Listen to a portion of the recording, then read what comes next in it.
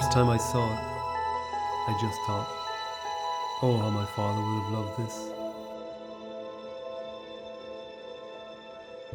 Growing up, I was mesmerized by Cousteau's films from the underwater world, and I thought, well, that couldn't be Ireland. That must be some exotic place in the tropics. But I was wrong.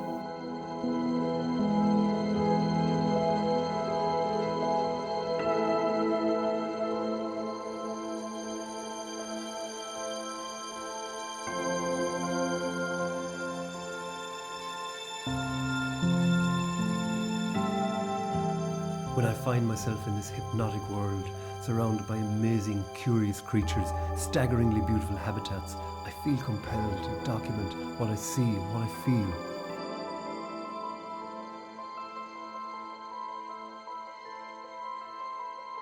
Time slows down when you free dive.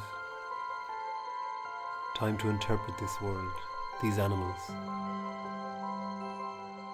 But it's not important what they think of me or how they react to me.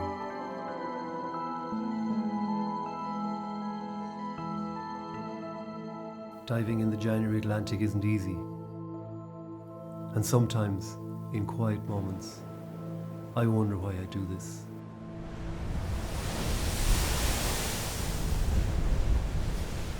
When you're too young to trust the future, you don't realize that your passion can't burn forever. I won't always be strong. But knowing that makes it burn twice as bright.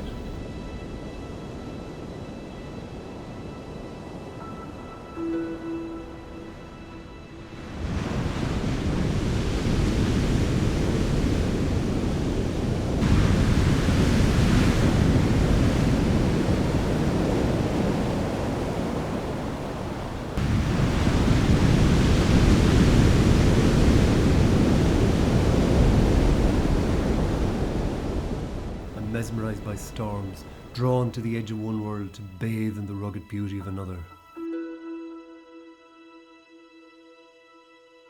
The North Atlantic seas that pound us ultimately bring fertility and new waves of life. Sometimes it's darkest just before the dawn. I spend hours just observing the creatures, observing the ecosystem.